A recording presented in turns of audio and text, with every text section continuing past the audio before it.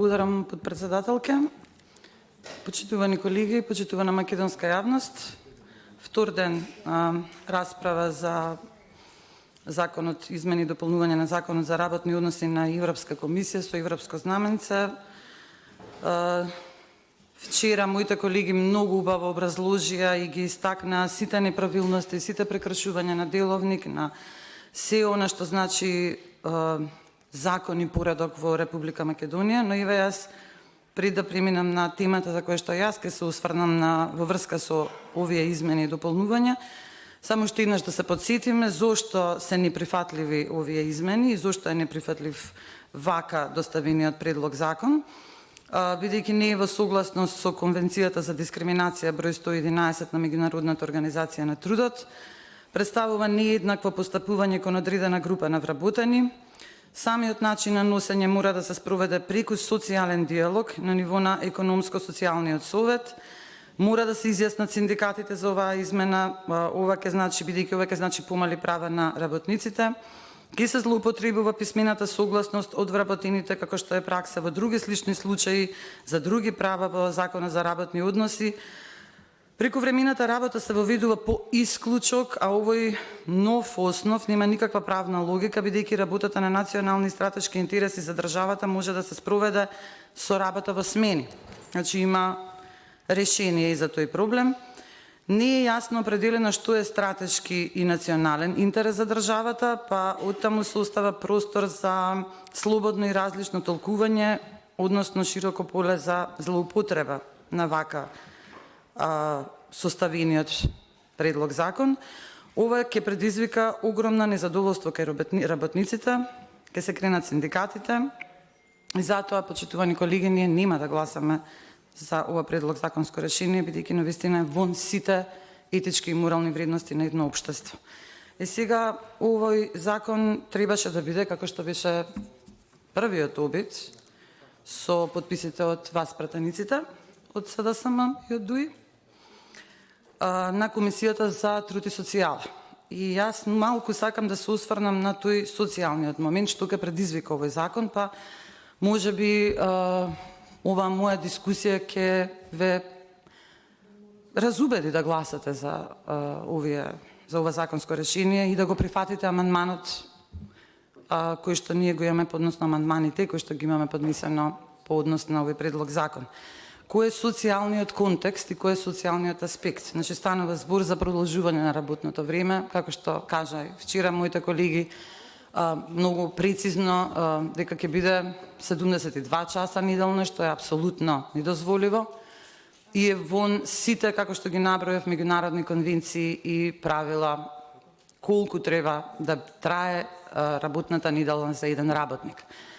Република Македонија знаеме дека е во многу лоша економска состојба, на сите ни е тоа јасно. Вие може да кажувате дека минималната плата се покачила, меѓутоа кога ќе се зема инфлацијата во предвид, гледаме дека апсолутно тоа ништо не значи, бидејќи дури и полоше економскиот стандард, а со самото тоа и социјалниот стандард на граѓаните, бидејќи инфлацијата буквално ги изеде платите, ги изеде покачувањата. И сега ако ние имаме таква состојба, ние знаеме дека во Македонија, значи не може, едноставно неиздржливо е само едниот родител во едно семејство да работи. Значи мора да работат двајцата родители во едно семејство. Сега размислете малце, колеги, што ќе се случи со семејството доколку двајцата родители работат, еве да речеме дека едниот родител работи 40 часа неделно според закон како што е утврдено, а другиот работи 72 часа неделно. Како тоа ќе се одрази врз семејството и семејниот живот? И тоа е мојата дилема, односно тоа е она што навистина треба да го размислите и вие, почитувани колеги, бидејќи ќе остави длабоки траги. Ние уште, значи, ваквите истражувања на влијанието на работното време на родителот врз семејството и врз социјалниот момент во семејството, особено врз воспитувањето на децата, се истражувања кои што се правени уште од 1960 година и врз основа на тие истражувања, почитувани колеги, се дојдено до заклучок дека за здраво семејство, за здрав социјален живот не може родителот да работи повеќе од 40 часа неделно. Имено, како што вчера многу убаво објасни професорката, 3/8. Значи, мора да оставиме простор за комуникација на родителите со децата. Ние видовме зашто го зборувам ова, бидејќи свежо е, си уште е многу свежо тоа што се случи во Србија, свежо е колку и препораките овие 10 дена ние постојано гледаме емисии со психолози, психотерапевти, гости во емисии во кои што објаснуваат колку е важно и колку е од круцијално значење соодветна и постојана комуникација на родителите со децата, бидејќи првото воспитување доаѓа од дома. И сега како со измени на овој закон и со недефинирање на тоа што е тоа национални и стратешки интерес, значи секој работодавач ќе може во иднина да смисли некаков национален и стратешки интерес и да го зголеми работното време. Ние знаеме дека во нашата држава, која што е најсиромашна во Европа, луѓето мора да преживуваат и тие сигурно нема да одбијат да потпишат согласност, бидејќи им зависи животот и ним и на нивните семејства.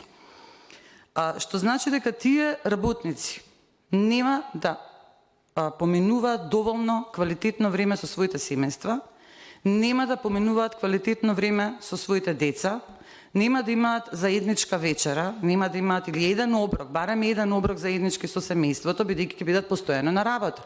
А како што гледаме, значи намерата е да се увезат работници, но сепак и тие увезени работници, но сепак има и македонски работници. Значи мојата грижа сега повеќе не дека не се грижам за тие што ќе бидат увезени, меѓутоа грижата ми е најмногу за македонскиот народ, за македонските граѓани и за македонските работници.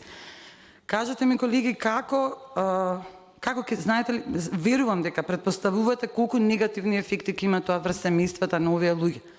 Велите дека за 4 години ќе се направи овој проект ќе се заврши, ќе се реализира. Никој не ви верува, знаеме дека никој не верува веќе на оваа влада, на ДУИ предводена помогната од СДСМ.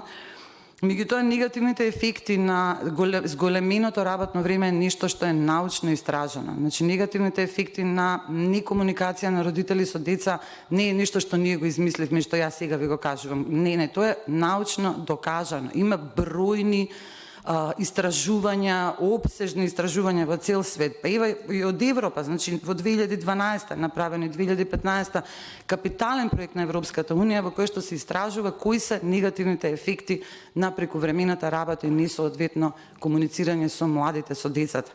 Значи тие деца имаат поголема склоност кон деликвентност.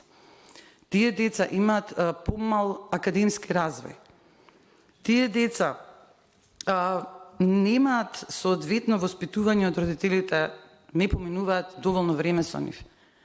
Значи да не ги редам сите тие можни негативни ефекти, но на крај доаѓаме до ситуација да децата немаат основни семени и морални вредности, а тоа го добиваат од семејството. Сега ако ние имаме 72 часа работна недела, едниот родител, не велам мајката или таткото, бидејќи нели родово еднакви сме, дали ќе може да постигне и да оди на работа, и да се грижи за деца, и да посветува доволно внимание, и да пишува домашни задачи, и да готви, и да чисти, и да го одржува семејството, бидејќи тие родители ќе бидат самохрани родители на некој начин. Нема да си го видат партнерот.